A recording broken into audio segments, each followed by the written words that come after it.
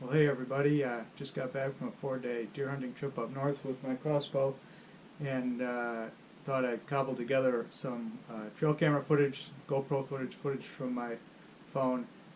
Spoiler alert, I did end up shooting a doe on the last of the 4 days. I decided any doe that came along I'd shoot.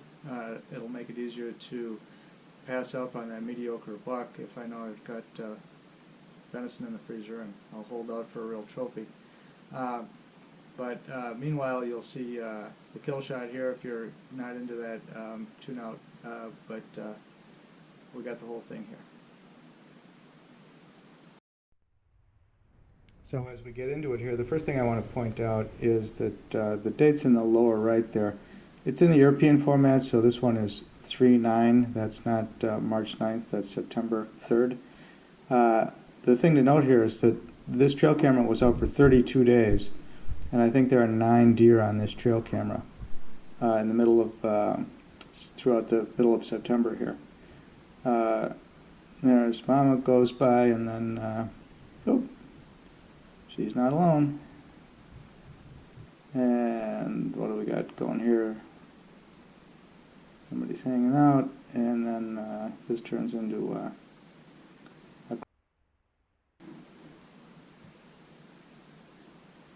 this is the only night footage I got from that time. So again, this is October 1st, October 4th, and I think that's the last one before I took the trail camera down. Hey. So now we're getting out into the November footage. So this is November 8th, and 7:53 in the morning, and this is actually 2 pieces from the trail camera, and this, I think there's actually 4 deer there, I counted at one point. I don't know, I think certainly 3. But middle of the day, or broad daylight, and somebody's cruising through 3:30 in the afternoon. This is funny, this buck's there at 4:10 on the 8th, and I put some doe pee on that log there, and there's another buck of similar size right there at 1:15 in the afternoon the very next day. Almost looks like the same shot. So the tree I'm sitting in is off frame just to the right here in this shot. But those spruce trees that you see way down in the farthest away thing you can see is where I actually shoot this deer. So here I am on November 10th, Sunday, and I'm going out with a rag soaked in estrus doe pee, stuck on the end of a stick. I'm going to go back into those spruce trees and dab that. This was shot by the GoPro, and it cuts out right here, but right about here I hear a twig snap back in there, and it sounded like a deer. So I very quietly crept back to the base of my tree where I had put down my crossbow, and I just sat here for a few minutes and listened very quietly and didn't hear anything. And then I decided I'd tie the crossbow to my haul-up rope and climb up the tree, but I had a sense that those deer were just like right there, just out of sight. So I don't think I've ever climbed a tree so quietly in my life. I actually took off my wedding ring and put it in my pocket so it wouldn't go ping against the steps. And everything was wet and slippery, so I had to tie into my climbing protection. And I have to make this funny move from the south side of the tree to the north side of the tree. So I tie into that right there. Click, and then I got to get up a little higher, and then I have to swing my leg way up and over without making any noise. And there I go. Yikes. I do not have a fear of heights. And then I take out my lower protection and clip into this line that's tied to the tree above me, which has a feeling of being much more secure. So I sit there for about 10 minutes, and sure enough, I hear another pop. Now, it's out of frame in this shot, but off to the right, I saw like a little branch move for no apparent reason. That's a telltale. Deer hunters will tell you that. And sure enough, I kept looking, and there's a little ear and then an eye. Now, those deer, I saw them go from what would be right to left on this shot, and I knew they were right behind kind of where that yellow bunch of yellow leaves is right in the middle of the screen. And so I got my crossbow up, you saw there, got it positioned because I knew right where they were going to come out. That was the spot where I had just dabbed with my pea-soaked rag. And you can see, I assume they're sniffing it back there. They're walking around back there. Or at least you can see one of them at this point.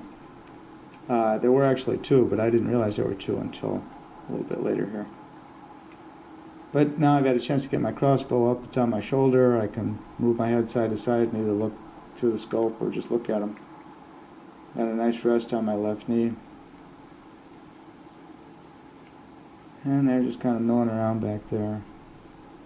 At some point here you'll see the second one come out. Now this camera, this is actually recorded on my iPhone, which is kind of strapped up to my left knee. So when you see the bolt come in, it's going to come in from the upper right down to the deer. So I'm kind of thinking maybe she'll just walk right under the tree here. Not really in range. That's not a shot. It's kind of at the limit of my range. Not that it's that far, but I just think arrows get really squirrely when you shoot with a broadhead. I can put an arrow on a dime with the field point, but it's just not that accurate with a broadhead. At least my bow's not. And I'm thinking, well, I don't know. I'm kind of lined up on her, looking her through the scope, and I thought, well, maybe she'll give me a broadside shot. That kind of looks like it's within range. Sure, one more step. And then see the other one go. And here you can see it in instant replay slow-mo.